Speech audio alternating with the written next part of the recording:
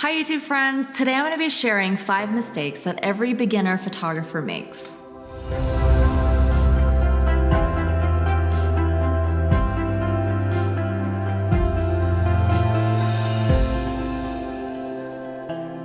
To be honest, I was a little hesitant to share this topic with you because yes, I've made these mistakes, but I've also learned from every single one of them. But I do think a little heed to these points can bring some awareness and provide some insight into your hobby or the beginnings of your photography profession. So without further ado, here are 5 mistakes that I've made and many beginner photographers make that you might be able to take away. Mistake number 1 is not understanding lighting. And this is really one of the toughest elements of photography in my opinion, and something you'll need to learn with time and experience.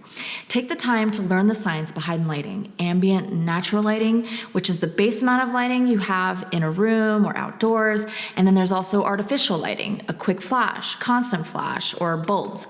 See how the lighting reflects on your subjects and how this is captured on camera. Some beginners actually think that photographing in the middle of the day when the sun is at its highest and brightest will render the best lighting. But what that actually does is it creates harsh shadows on your subjects' faces.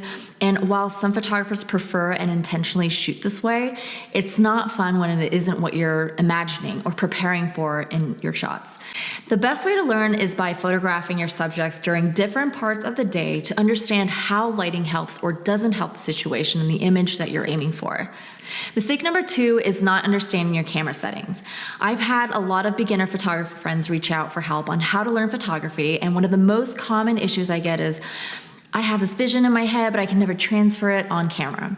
And what I discover a lot of the times is that they often rely on automatic mode versus manual mode. The beauty of having a DSLR with manual settings versus a point and shoot or with automatic settings is that you're not limited by the camera's auto function. So you have the freedom. You are in control to create a photo that represents your style and the way that you see the world. Auto settings makes it easy, but you're essentially relying on your training wheels, which, let me be clear, there's absolutely nothing wrong with that if that's where you find comfort. But if you really want to be in control of your camera and the images, the best way really is to understand manual mode and the exposure elements associated with it. Mistake number 3 is not moving. Whenever I think about this one, I really just want to face palm myself every time, because when I first started photography, I'm not sure if it was my timidness or uncertainty of myself, but I never really moved myself around the subject. I would keep my feet planted, zoom in, zoom out. All right, guys, I'm done. But what I did here, and what a lot of photographers do, is that by not moving around, I was really limiting the angles and the perspectives of the story in my frame. You not only get to play with different angles, dimensions, and perspectives, but you also get to play with the lighting as you move yourself around the subject's 360 degrees. The 4th mistake is not speaking up, and this one mostly applies to portrait photographers. The pressure of capturing someone's portrait can be so incredibly intimidating in the beginning.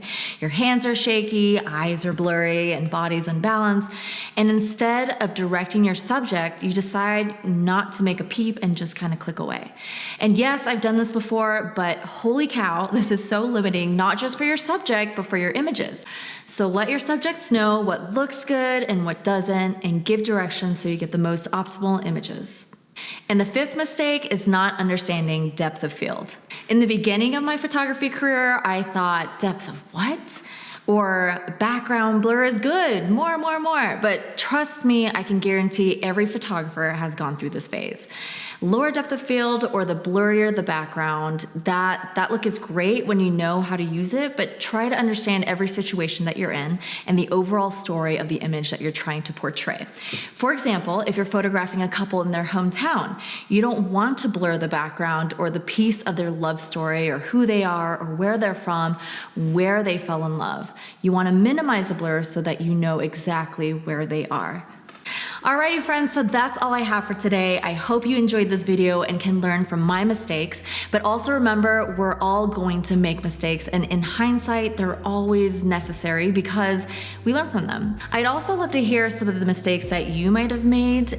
If you have any, feel free to share them in the comments below, and also feel free to leave suggestions or any questions. Hit the subscribe button if you want to hear more things photography, entrepreneurship, and lifestyle. Thanks again, guys. Bye.